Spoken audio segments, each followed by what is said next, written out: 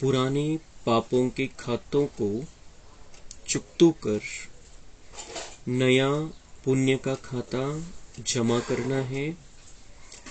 योग बल से ever healthy wealthy बनना है।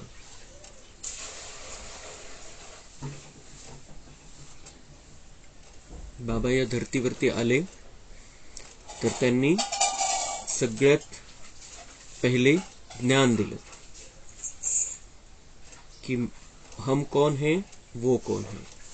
आत्मा और परमात्मा का परिचय दिया और कनेक्शन जोड़ना सिखाया, योग।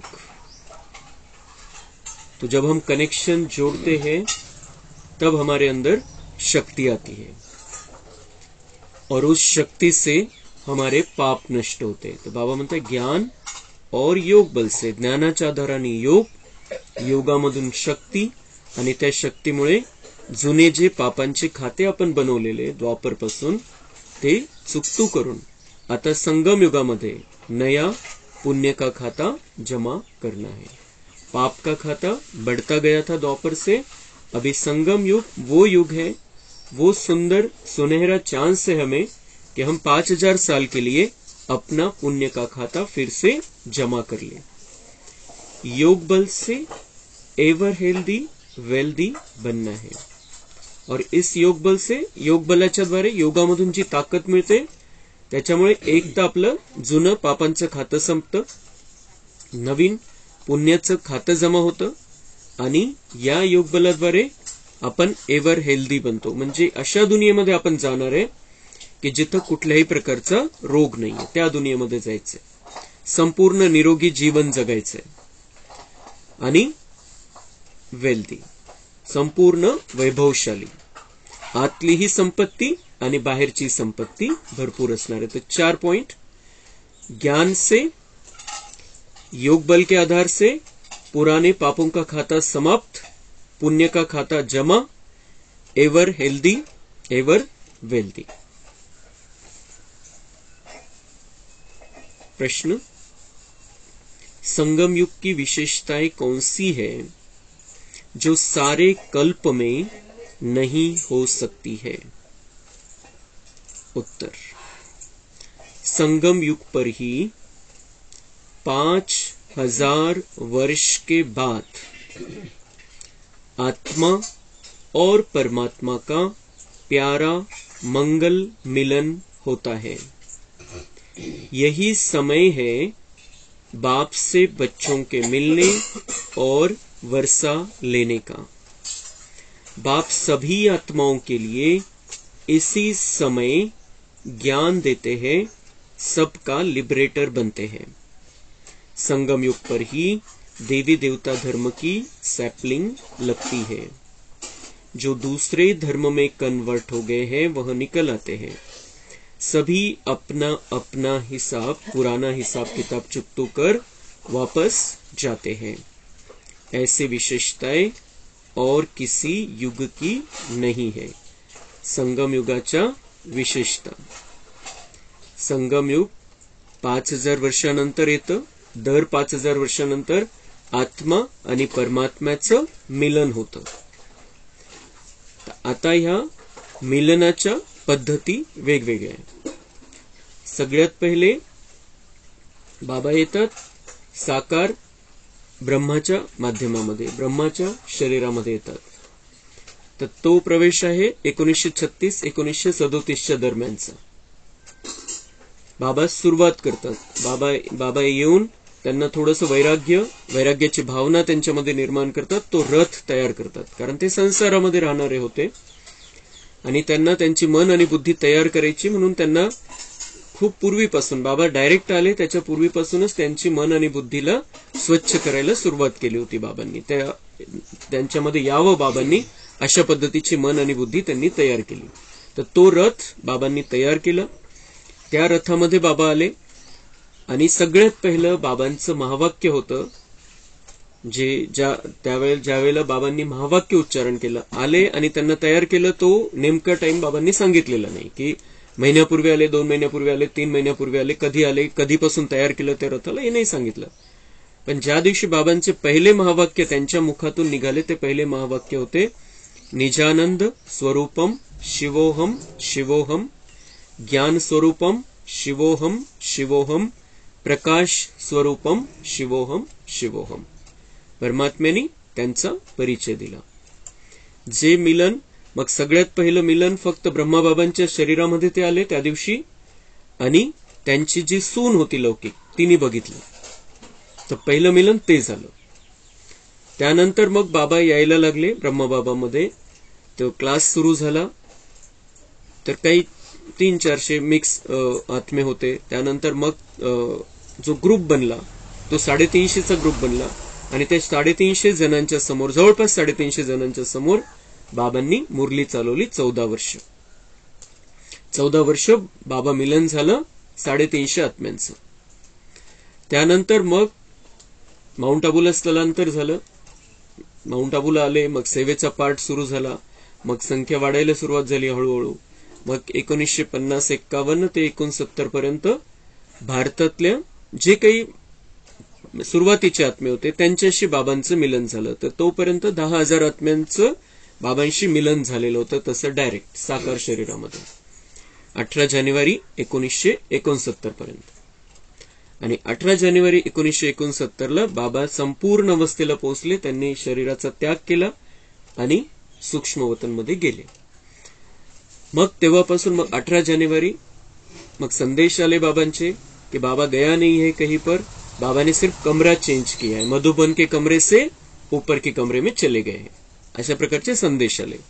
नंतर 21 जानेवारी 1969ला गुलजार दादींचा पाठ सुरू झाला. तो पण अचानक, कोणालाही तशी कल्पना नव्हती. 21 जानेवारी 1969, आज गुलजार दादींचा स्मृती दिवस आहे.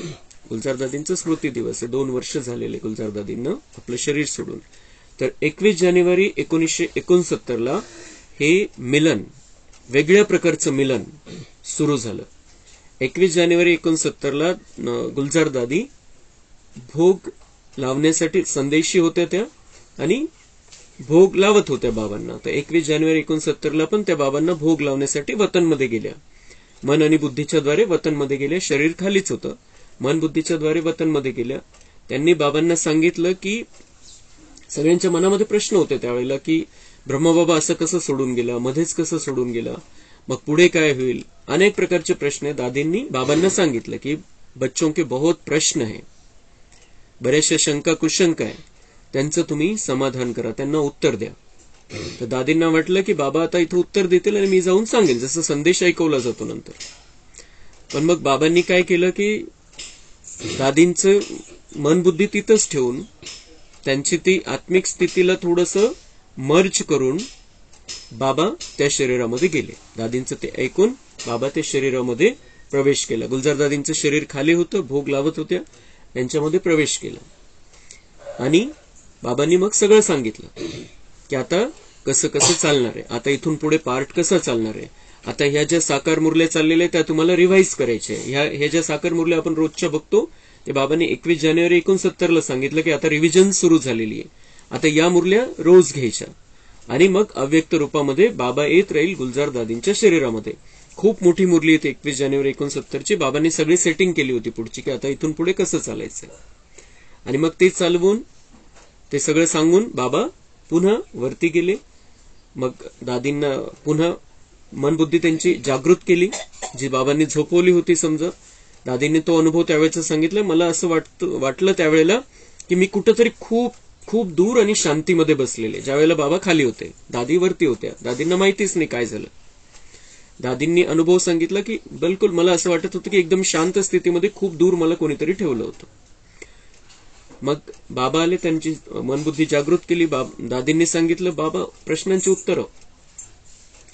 उत्तरं द्यायची, बच्चांचे प्रश्न आहे. बाबांनी सांगितलं मैंने अपना काम कर दिया, सब बोल के आ गया हूं, सब कुछ हो गया है. तर अशा प्रकारचं ते सुरुवातीचं मिलन झालं. दादींनाही माहिती नाही. दादींच्या शरीरामध्ये बाबांनी प्रवेश केला.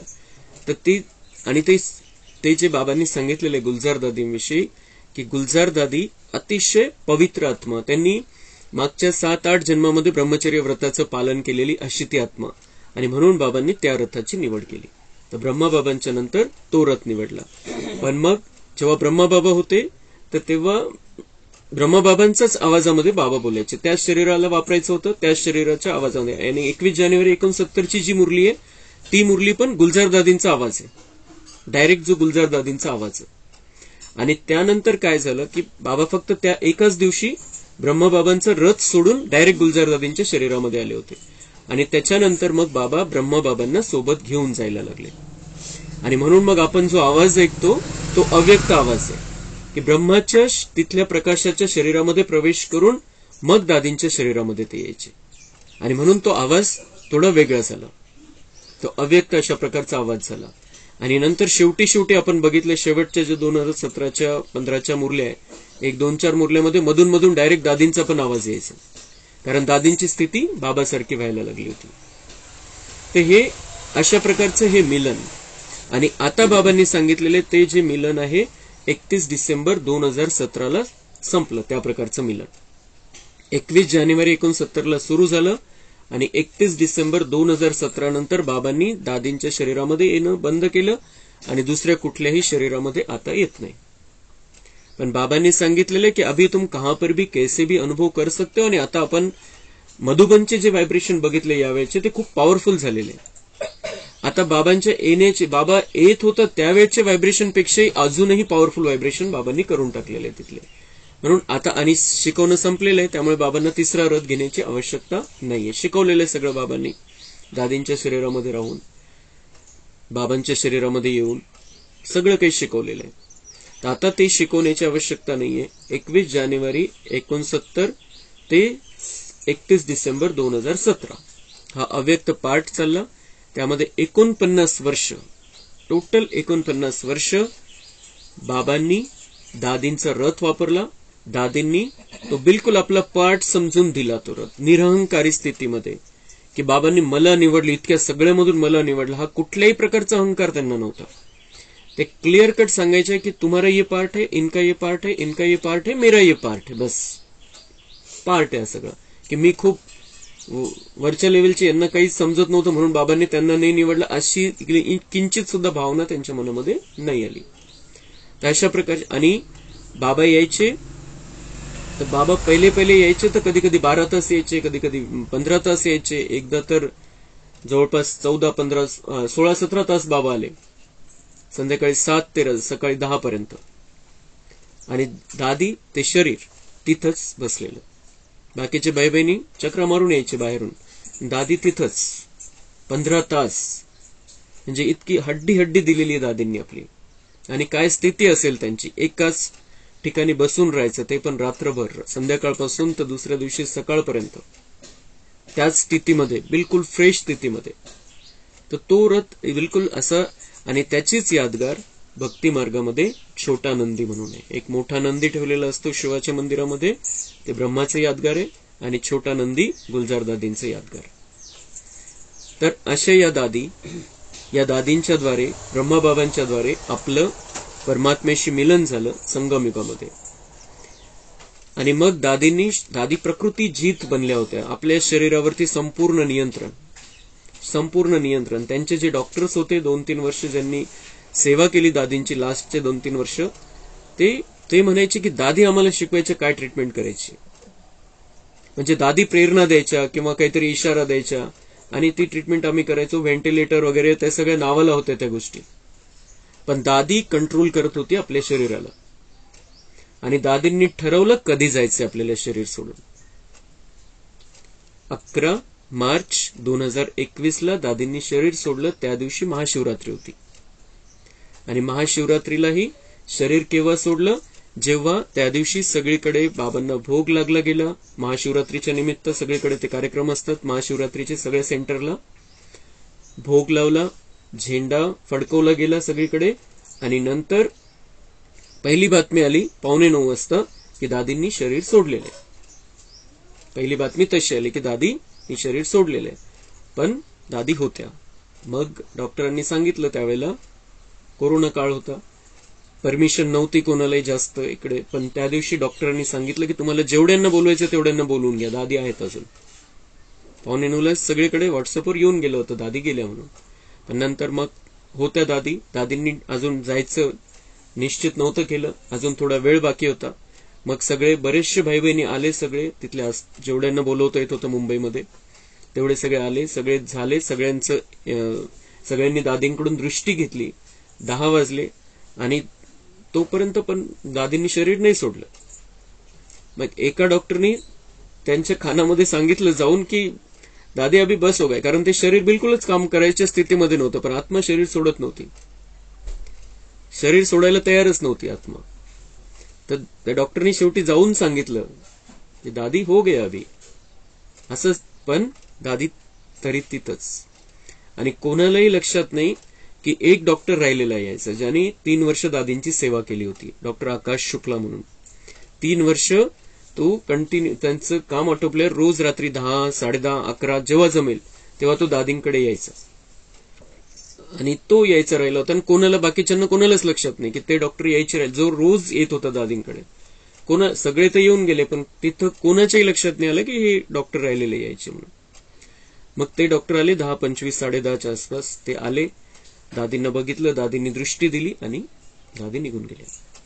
म्हणजे हे विज्ञानाच्या दृष्टीने चमत्कार होता की कोणताच पार्ट काम करत नव्हता, कोणताही पार्ट काम करण्याच्या स्थितीमध्ये नव्हता, फक्त आत्मा सोडून जायचं बाकी होतं.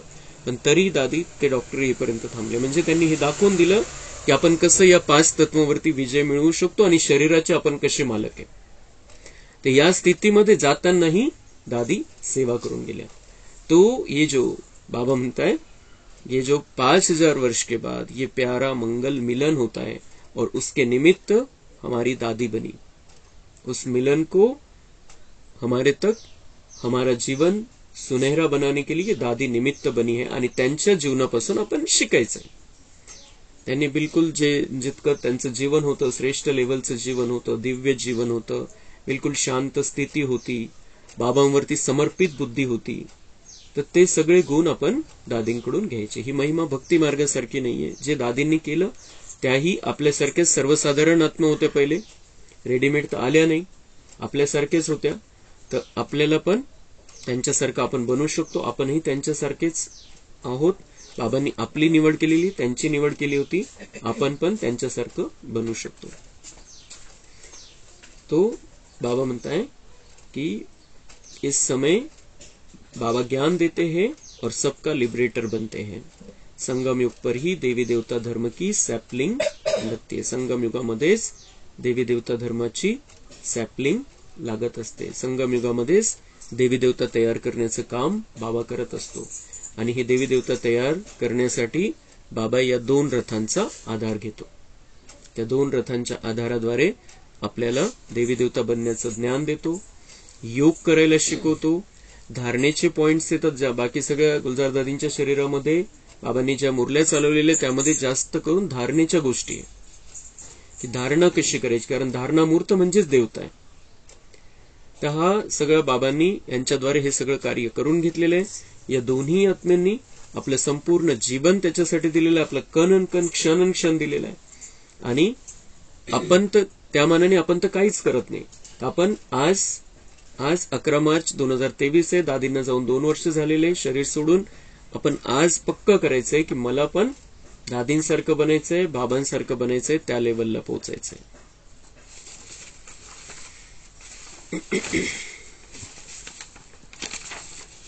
अच्छा, बाप दादा का मीठे मीठे सिक्के लधे ब्राह्मण कुलभूषण स्वदर्शन चक्रधारी नूरे रत्नों प्रति याद प्यार और गुड मॉर्निंग. रूहानी बाप की रूहानी बच्चों को नमस्ते.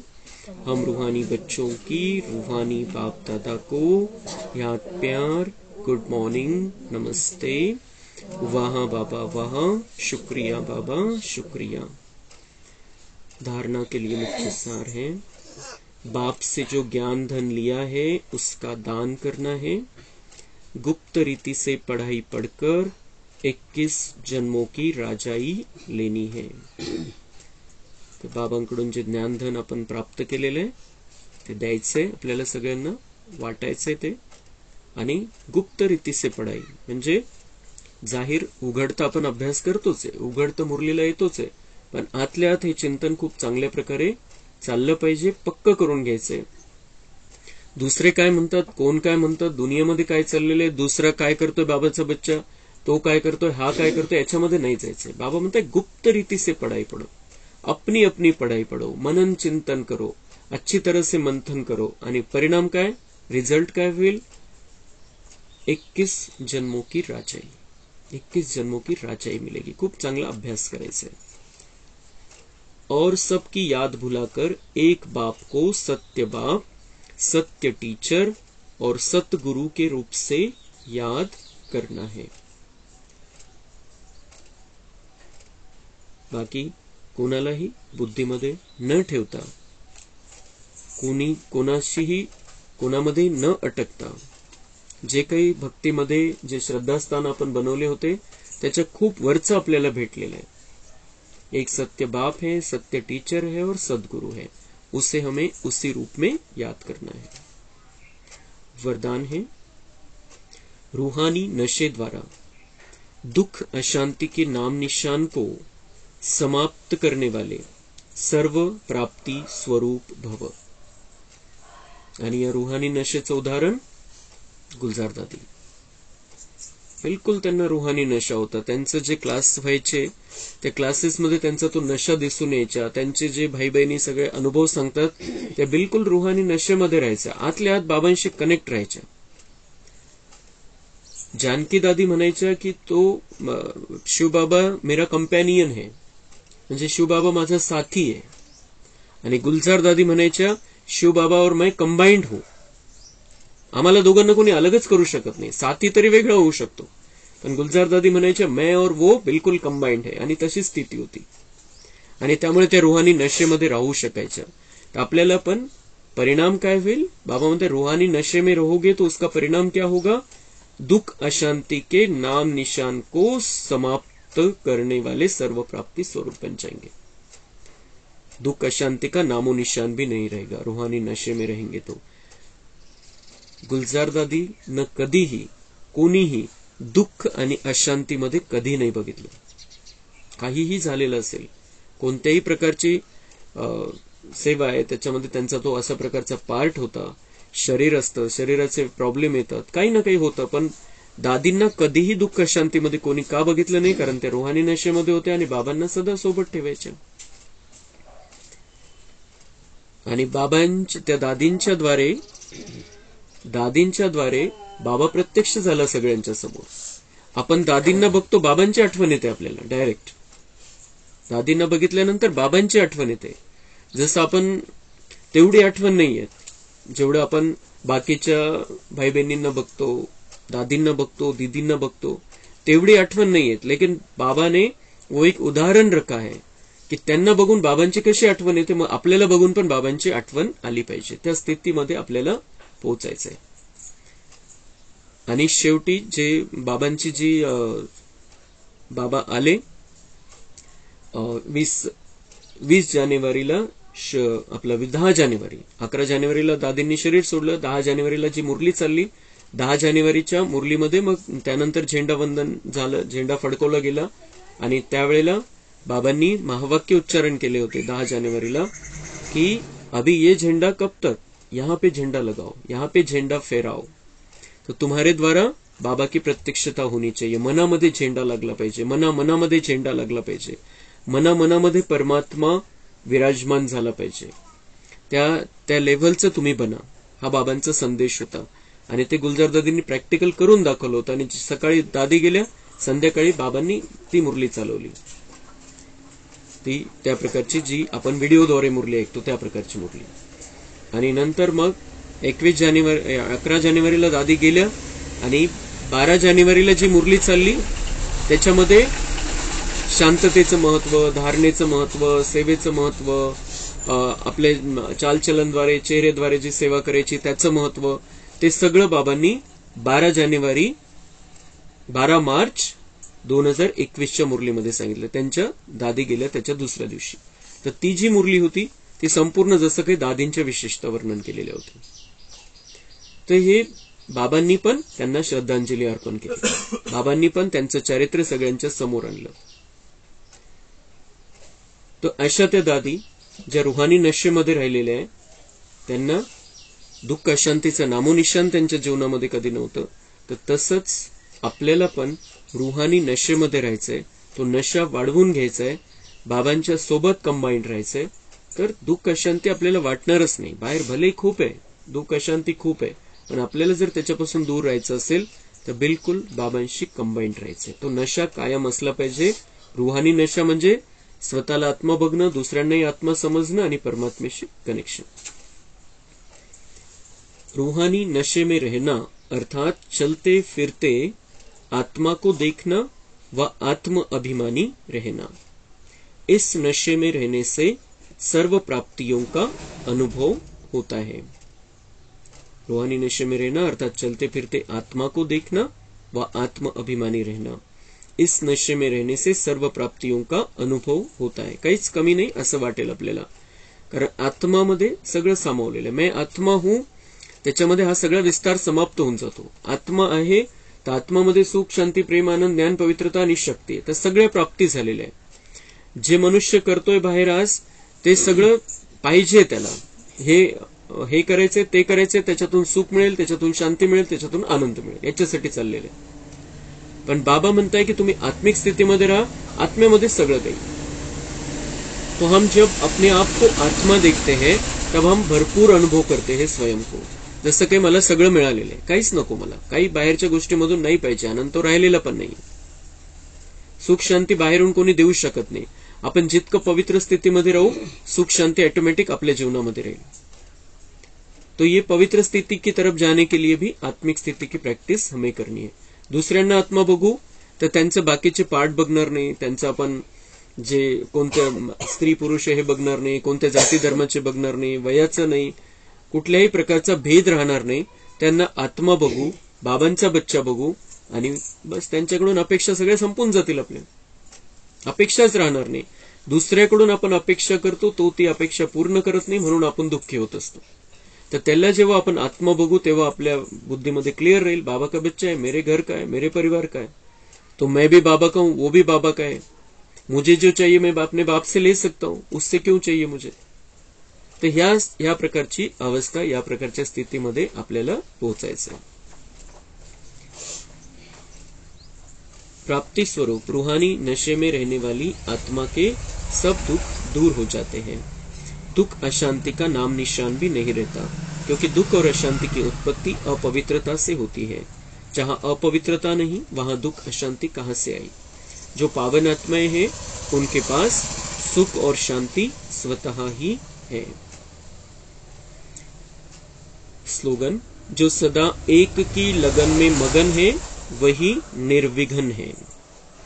एक की लगन में मगन, बाबांशी कनेक्शन, जो सर्वोच्च आहे तो भेटलेला आपल्याला, जो शांतीचा सागर आहे, सर्वशक्तिवान आहे, तो भेटलेला आहे. त्याच्या विशेषता कितीतरी विशेषता आहे आणि त्या विशेषतेसहित आपण त्याच्या सोबत राहायचंय, त्याची महिमा बुद्धीमध्ये ठेवायची, त्याच्यासारखं आपल्याला बनायचंय.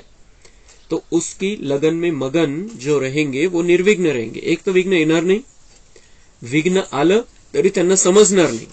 जे बाबांच्या लगन मध्ये मगन आहे, विघ्न आलं तरी ते समजणार नाही की हे विघ्न आहे, आलेलं आहे, बस आहे समोर परिस्थिती, त्याच्यामधून मार्ग काढायचा, बस एवढंच. विघ्न विघ्न म्हणून त्याला मोठं नाही समजणार काही. आणि विघ्न खेळ समजतील. खेळ आहे, आपल्याला खेळायचंय, खेळामध्ये आपण भागच घेतलेला आहे, तर आपल्याला खेळायचंय आणि चांगला खेळाडू बनायचंय. खेळ आहे, खेळामध्ये प्रॉब्लेम येणार नाही, तो खेळच काय कामाचा. मग स्कोर कसा होणार. तर म्हणून ती जी अवस्था आपल्याला बनवायची आहे की विघ्न आलेलं आहे, पण ते विघ्नाचा परिणाम मनावरती नाही, विघ्नामुळे आपली स्थिती डगमग नाही, विघ्नामुळे आपण बिलकुल कोणत्याही प्रकारे परेशान झालेलो नाहीये, तंग झालेलो नाहीये. ती स्थिती म्हणजे निर्विघ्न स्थिती. कारण बाबांनी सांगितलेले परीक्षा होणार, पेपर येणार, सगळ्या प्रकारे तुमची सगळीकडून टेस्ट करून घेणार बाबा आणि नंतर तुम्हाला राजा बनवणार. असंच थोडी राजा बनवणार आहे. म्हणून पेपर येतील, परीक्षा होईल, व्यक्तीद्वारे होईल, परिस्थितीद्वारे होईल, आपल्या शरीराद्वारे होईल. कोणत्याही प्रकारे हे बाहेरून विघ्न येऊ शकतात, पण आपल्याला निर्विघ्न स्थिती ठेवायची स्वतःची, म्हणजे त्या विघ्नाचा आपल्या आतल्या स्थितीवर परिणाम होऊ द्यायचा नाही. आणि मग जर आपण आपल्या आतल्या स्थितीवर परिणाम नाही होऊ दिला त्या बाबांची ताकद आपण खेचू शकतो आणि जे काही विघ्न आहे, जे काही प्रॉब्लेम आलेला आहे तो मिटून जाईल. आणि जेव्हा आपण आपली अशी स्थिती बनवतो की आपल्यावरती विघ्नाचा काही परिणाम झालेला नाहीये, तर मग आपण सगळ्यांसाठी विघ्न विनाशक गणेश बनून जातो. तो पार्ट आपला आहे. विघ्न विनाशक म्हणून ज्या गणेशाची पूजा केली जाते ते संगम युगातले आपण ब्राह्मण आत्मे, बाबांचे बच्चे. पण आपण विघ्न विनाशक केव्हा बनणार? दुसऱ्यांसाठी विघ्न हरणारा देवता केव्हा बनणार? जेव्हा आपण स्वतःच्या विघ्नांचा परिणाम स्वतःवरती होऊ देत नाही. हे खूप स्थिर राहतोय, खूप शांत राहतोय, आनंदामध्ये राहतोय, अचल अडोल राहतोय, तर ती निर्विघ्न अवस्था. आणि त्या निर्विघ्न अवस्थेचा परिणाम मग आपण आपल्या आसपासच्या वातावरणावरती पण करतो, व्यक्तींवरती परिणाम होतो. हे वातावरण पण बदलतं, व्यक्ती पण बदलून जाईल, व्यक्तीचे दुःख पण दूर करू शकतो, वातावरणामधली तमोप्रधानता आपण समाप्त करू शकतो. सगळ्यात महत्वाचा पुरुषार्थ आपल्याला निर्विघ्न अवस्था बनवायची. आणि म्हणून ती जी असं कोणी म्हणू शकत नाही गुलजार दादींच्या जीवनामध्ये पण की त्यांना त्यावेळेला विघ्न आलं होतं, त्या विघ्नाच्या स्थितीमध्ये होत्या, त्यांच्यावरती खूप संकट आलं होतं, खूप प्रॉब्लेम आला होता, त्यांचे खूप कठीण पेपर आले त्यांच्यासमोर. का म्हणू शकत नाही? पेपर तर आले, प्रॉब्लेम तर आले, पण म्हणू का शकत नाही? कारण त्या बिलकुल त्या अवस्थेमध्ये होत्या, बाबांशी कंबाइंड और सदा एक की लगन में मगन, वो स्थिति उनकी थी.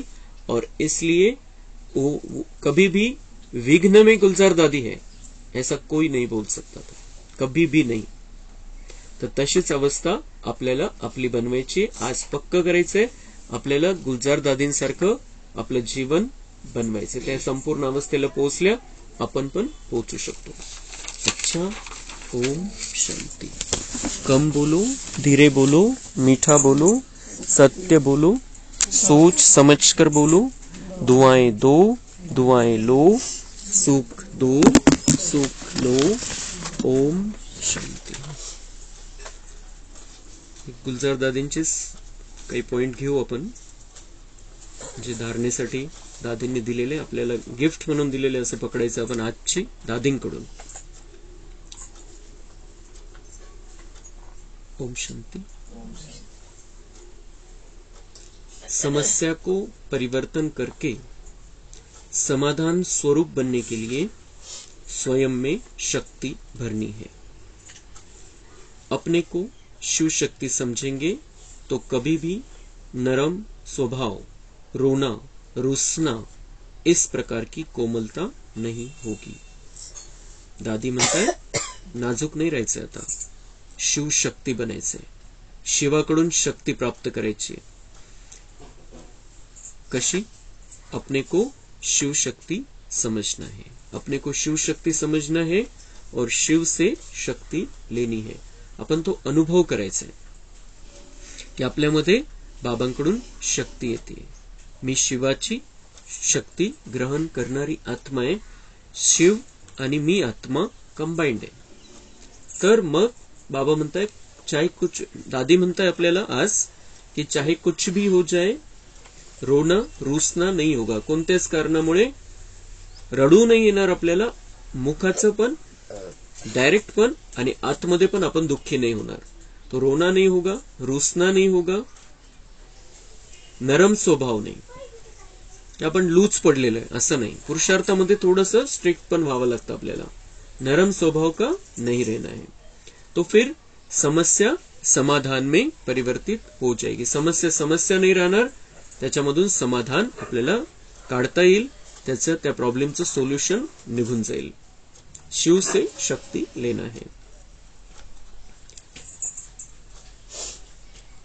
कुछ भी करो लेकिन व्यर्थ संकल्पों को स्टॉप करो, क्योंकि यही योग में बहुत डिस्टर्ब करते हैं. बाबा कहता है जो मैं जिस दिन कहता हूं उस ताजे माल में ताकत होती है, उसी दिन आप प्रैक्टिकल करो तो आपको हिम्मत भी मिलेगी, बाबा की मदद भी मिलेगी.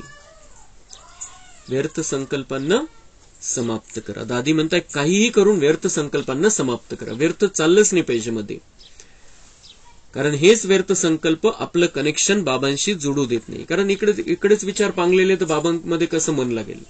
मनाचं काम आहे विचार करणं, एक तर बाबांचा विचार नाही तर मग परिस्थितीचा, व्यक्तीचा विचार, इथले विचार, हदचे विचार, तर ते सगळे व्यर्थचे विचार आहे.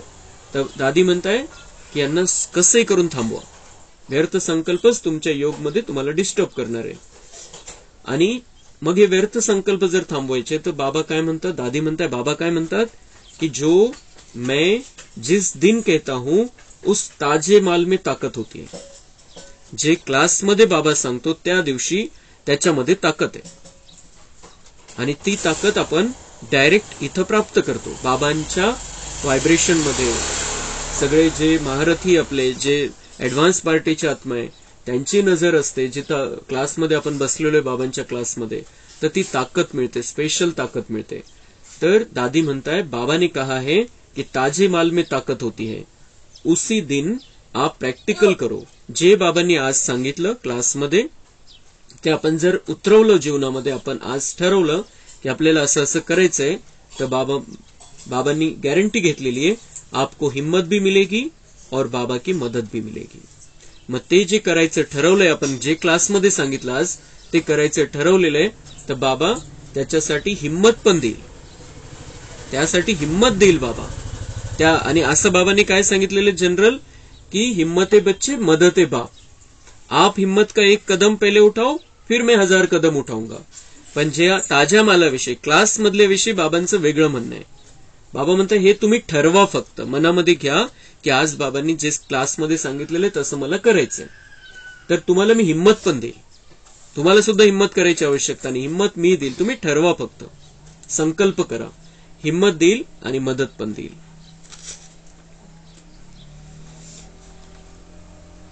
मिट्टी के मटके को भी चारों तरफ देख करके लिया जाता है. तब दादी म्हणता है कि मिट्टी का मटका भी लेते हैं तो वो उसको ठोक ठाक के देखते फिर लेते. तर तसं राजे द्यायचे तर बाबा असंच थोडी घेईल.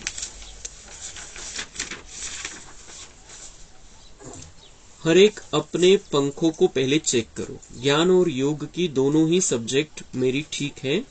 जब मैं उड़ना चाहूं तब उड़ सकता हूं. हमारे ज्ञान के तलवार की धार बड़ी तेज होनी चाहिए, और इस ज्ञान की तलवार को केवल मैन में ही रख करके खुश नहीं हो जाओ, बल्कि हमेशा अपनी इस तलवार को देखते रहो तो समय पर काम में आ सकेगी. ज्ञान आणि योगाचे पंख दादी म्हणतात चेक करा, हे चांगले पाहिजे, म्हणजे उडता येईल तुम्हाला. जेव्हा परिस्थिती येईल, जेव्हा जर सिच्युएशन आहे त्याप्रमाणे तुम्हाला उडता येईल. जेव्हा वाटलं तुम्हाला बाबांकडे जाऊन बसायचं, तुम्ही जाऊन बसू शकाल. तर हे पंख चेक करा. दुसरी गोष्ट, ज्ञान ही तलवार पण आहे. तर ही तलवार त्यांनी फक्त मॅन करून ठेवलेली, मॅनामध्ये ठेवलेली आहे. समोर शत्रू आलेला आहे, तो वापरत नाही, तर काय कामाची ती तलवार. तर तसं या ज्ञानाला पण बाबा म्हणताय बुद्धिरूपी मॅनमध्ये ठेवू नका. हे ज्ञान तलवार आहे, आणि ज्या वेळेला परिस्थिती येईल त्यावेळेला तुम्ही ज्ञानाचा पॉइंट वापरला पाहिजे की बाबांनी काय सांगितलेलं आहे. अशा वेळेला ती व्यक्ती आली, त्या स्थितीमध्ये परिस्थिती आलेली आहे, ही दुखणं बिमारी काय आलेली आहे, त्यावेळेला बाबांनी काय सांगितलेलं आहे, त्या स्थितीमध्ये मी काय करायला पाहिजे. तर ते जे ज्ञानाचे पॉइंट आहे ते फक्त बुद्धीच्या लॉकरमध्ये ठेवण्यासाठी नाहीये, जसं तलवार मॅन करून ठेवलेली आहे तसं नाहीये. ज्यावेळेला परिस्थिती, त्या तलवारीचा, ज्ञानरूपी तलवारीचा वापर करा आणि त्या परिस्थितीवर विजय प्राप्त करा. अंत में यह पांचों तत्व, आंधी, तूफान, आग, पृथ्वी का हिलना, यह सब इकट्ठा काम करेंगे. तो सोचो उस समय हमारी कैसी स्थिति होनी चाहिए. अभी तो फिर भी ठीक है, कहाँ कुछ होता है, तो एक दो के सहारे से, स्थान के सहयोग से अपने को फिर भी बचा रहे हैं. लेकिन जब 5 तत्व ही एक साथ काम करेंगे तो अंत में ऐसा कोई सहारे का स्थान नहीं मिलेगा. उस समय तो हमारी यही तैयारी काम आएगी कि फरिश्ता बन के उड़ जाए बस. तो दादी म्हणताय कि 5 तत्व, अंत में आंधी, तूफान, आग, पृथ्वी का हिलना, ये सब इकट्ठा होने वाला है. आता तरी ठीक आहे. आधी म्हणताय कुठं कुठं होतं आणि वाचवून पण घेता स्वतःला. कुठं भूकंपच झालेला फक्त तेवढ्या स्थानावर, तिथून मग काही ना काही होतं, काही ना काही चान्स भेटून जातो, तिथं वाचतात. आता तुर्कस्तानमध्ये भूकंप झाला, तुर्कस्तानमध्ये एकाच ठिकाणी झाला तो भूकंप, तर तिथं पण बाबाचे सेंटर आहे, पण सेंटरवरती कुठलंही विघ्न नाही आलं. कोणत्याही सेंटरवरती विघ्न नाही आलं तिथं त्या एरियामध्ये जे होतं, जिथं भूकंप झाला. रशियाचं युक्रेनचं युद्ध चालू आहे, युक्रेनमध्ये आपले सेंटर आहे, बाबांचे बच्चे, पण कोणावरती विघ्न नाहीये, वाचलेले. तो बाबा बचा रहा है अभी. लेकिन दादी म्हणताय अंत समयाला सगळे हे 5 तत्व एका वेळेला काम करतील मग तुम्हाला काय कामात येईल अभ्यास त्यावेळेला? फरिश्ता बनून उडून जाणं, ती अवस्था की मैं और बाबा साथ साथ में हूं. मग तुम्ही वाचू शकाल. जर तुमची स्थिती तशी असेल तर तुम्ही वाचू शकाल. असं नाही की उडून जा, पण बाबा वाचवून घेईल. मग जर तुम्ही बाबांच्या सोबत आहे तर बाबा वाचवून घेईल. किंवा मग त्यावेळेला आपलं शरीर सुटायचं जरी असेल तरी बाबांच्या क्लिअर आठवणीमध्ये जाऊ, मन बुद्धी स्वच्छ राहील, तर आपलं जे राजाई पद जे आपल्याला मिळायचंय ते फिक्स होऊन जाईल, त्याची रेकॉर्डिंग होऊन जाईल. तर स्थिती आपल्याला छोट्या छोट्या गोष्टीमध्ये पण हा अभ्यास करायचा आहे. मैं और बाबा साथ साथ हूं. फरिश्ता स्थिती में उडते रहणे. छोटी परिस्थिती आली, बाबांच्या समोर जाऊन बसायचंय, किंवा मग फरिश्ता स्थितीमध्ये बापदादांच्या समोर, बापदादांच्या सोबत राहायचंय. तर ही प्रॅक्टिस आपण आत्ताच करू, बघायचं आपण ते स्वतःचं रूप. तर दादी म्हणताय की त्यावेळेला तुम्हाला प्रॉब्लेम येणार नाही. तुम्ही सहज त्या परिस्थितींना, पण 5 तत्वांची परिस्थिती एका वेळेला राहील, एका वेळेला 5 तत्व परीक्षा घेतील, त्याच्यामध्ये पण तुम्ही पास व्हाल. अंत समय के लिए अभी से अशरीरी बनने का अभ्यास करो. अशरीरी माना शरीर में होते हुए भी शरीर का भान न हो, शरीर के संबंध या पदार्थों की तरफ बार बार मन का खिंचाव न हो. इसके लिए जितना समय चाहे, जहां चाहे उतना समय हमारा मन वहां ही रहे, यह अभ्यास चाहिए. और यह अभ्यास सारे दिन में भी बीच बीच में करते रहो. तर दादी म्हणताय की अंत समयासाठी काय करा तुम्ही? जर वाचायचंय तेव्हा चांगल्या प्रकारची सेवा करायची आहे आणि चांगल्या अवस्थेमध्ये शरीर सोडायचंय. त्यावेळेला अंतमतेसु गती अच्छी करणी है. तर काय करा? आतापासूनच अशरीरी बनण्याचा अभ्यास करा. शरीर, शरीराचे पदार्थ, इथली प्राप्ती, इथं काय मिळणार आहे, इथं काय प्राप्त होणार आहे, या सगळ्यामधून बुद्धी काढून टाका. जे आहे समोर ते करत चला. कोणती इच्छा ठेवायची नाहीये. आणि एखादी गोष्ट होणार असेल, नाही झाली, त्याचा लोड घ्यायचा नाही. तो वो हमारी अशरीरी अवस्था बनती जाएगी. त्याच्यासाठी दादी म्हणताय काय करा? जितना समय चाहे, जहां चाहे उतना समय हमारा मन वहां ही रहे, यह अभ्यास चाहिए. आपण ठरवायचं थोडा थोडा वेळ, 1 सेकंद मला आता परमधाम मध्ये बाबांच्या समोर जाऊन बसायचं. इथून निघालो, बाबांच्या समोर 1 सेकंद फक्त. बाबांची किरणं माझ्यामध्ये आली, पॉवरफुल, मी खाली आलो. 1 सेकंद मनाने ठरवलं आपण तिथे जाऊ शकतो. मग 1 सेकंद, मग आपण तो टाइम वाढवायचा आहे. मला आता 30 सेकंद राहायचंय, मला आता 1 मिनिट राहायचंय, 5 मिनिट राहायचंय. बाबांच्या समोर परमधाम मध्ये किंवा सूक्ष्म वतन मध्ये बापदादांच्या समोर, ब्रह्माबाबांच्या समोर मला आता 5 मिनिट बसायचंय. त्यांच्याकडून किरण घ्यायचे, शक्ती भरून घ्यायची, त्यांच्या गोदीमध्ये बसायचंय. वेगवेगळ्या प्रकारचा अनुभव, जे मनाला आपण आदेश द्यायचा, असं करायचंय आता आपल्याला. 1 मिनिट, 30 सेकंद, 2 मिनिट, 5 मिनिट. मग कधी मधुबनमध्ये चक्कर मारायचंय, मधुबनमध्ये बाबाच्या कमऱ्यामध्ये, तपस्या धाम मध्ये मनाला आदेश द्यायचा, तिथं पोहोचायचंय. कधी मग आपण सतयुग बघायचंय, सतयुगामध्ये राजा बनून आपण सिंहासनावर बसलेलो ते बघायचंय. इतकी सुंदर दुनिया. तर ही प्रॅक्टिस जर असेल तर अंत समय जो फायनल पेपर असणार आहे, फायनल वेळ असणार आहे, जो तो काळ चालणार आहे, काही असं नाही की एका दिवसामध्ये सगळं होऊन जाईल. तो काळ असेल, तो एखाद्या वर्षाचा असू शकतो, 6 महिन्याचा असू शकतो, 2 वर्षाचा असू शकतो. तर त्या काळामध्ये जर आता ही प्रॅक्टिस असेल आपल्याला, तर बाबा आपल्याला फुलासारखं ठेवेल एकदम. आपल्याला त्याचा आभासच होणार नाही की बाहेर काय चाललंय. म्हणजे त्याचा परिणाम आपल्यावरती होणार नाही. सेवा आहे आपल्याला त्यावेळेला, पण त्याचा परिणाम आपल्यावरती होणार नाही आणि आपण आनंदामध्ये राहू कि ये जो कुछ भी हो रहा है मेरे कल्याण के लिए हो रहा है. बाबा को मुझे राजा बनाना है, इसलिए इस दुनिया को महापरिवर्तन कर रहा है. ही स्थिती राहील आपली त्यावेळेला. तर ही प्रॅक्टिस, मनाला कंट्रोलमध्ये ठेवण्याची प्रॅक्टिस. अभी अभी बॉडी कॉन्शियस, अभी अभी सोल कॉन्शियस और अभी अभी बाबा की याद. शरीरामध्ये राहून काम केलं आता, पुन्हा आत्मिक स्थिती, पुन्हा स्वतःला आत्मा बघायचंय, समोरच्याला आत्मा बघायचंय आणि बाबांची आठवण. कधी असं, कधी असं, कधी असं, सेकंदामध्ये कंट्रोल आपल्यावरती. बहुत काल युद्ध के अभ्यासी होंगे तो चंद्रवंशी में पहुंचेंगे. बाबा म्हणतात मन जिथं आदेश दिला, मन तिथं नाही लागत आहे तुमचं, त्याचा अर्थ युद्ध चालू आहे. और ये युद्ध का अभ्यास होगा. मन लगेच आदेश मानत नाहीये, युद्ध का अभ्यास होगा. युद्धच करत राहाल तुम्ही शेवटपर्यंत, तर चंद्रवंशी में पोहोचेंगे. सतयुगामध्ये नो चान्स. म्हणून हे 1 सेकंद तरी, 1 सेकंदापासून सुरुवात करायची. आपण मनाला आदेश देऊन त्या स्थितीमध्ये टिकवण्याची. फिर चंद्रवंशी में पहुंचेंगे, फिर पहले युग का सुख तो ले ही नहीं पाएंगे। तो ब्रह्मा कुमार बन के क्या किया? बीके बने हैं तो बाबा से पूरा वर्षा लेना चाहिए। दादी म्हणता है कि पहले युग का सुख नहीं मिलेगा, अभी बीके बन गए हो, ब्रह्मा कुमार ब्रह्मा कुमारी बन गए हो, तो अगर सतयुग में नहीं पहुंच पाए तो बीके बन के क्या किया? फिर ब्रह्मा कुमार ब्रह्मा कुमारी जीवन आहे आपलं, बाकीचे तर तसेच येणार आहे, त्यांचं जीवन पण नाहीये तसं, 7 दिवसाचा कोर्स करून गेलेले, ते प्रजेमध्ये येऊन जातील, त्रेतामध्ये येतील.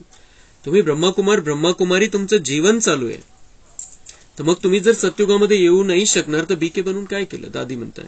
म्हणून आपल्याला आपला पुरुषार्थ वाढवायचा आहे, चांगला करायचा आहे. अगर योग में मेहनत व युद्ध है तो कर्मातीत व अशरीरी स्थिति का अनुभव नहीं कर सकेंगे, फिर अंत में आप युद्ध में ही जाएंगे, क्योंकि अंत काल तो किसी का पूछ कर नहीं आएगा. तर दादी म्हणताय प्रॅक्टिस आतापासूनच करा, शेवटपर्यंत युद्ध नाही चाललं पाहिजे. आता स्वतःला कंट्रोलमध्ये ठेवायचंय, मन बुद्धीला कंट्रोलमध्ये ठेवायचंय, त्या शेवटचा सेकंद पण आपल्याच कंट्रोलमध्ये राहील.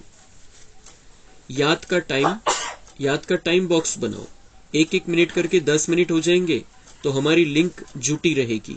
हर घंटे में 5 मिनट 2 मिनट जितना समय निकाल सकते हो उतना निकालने का अभ्यास करके बाबा को याद करो. बीच बीच में चेक भी करो कि हमारा सारे दिन में याद का लिंक जुटा रहा.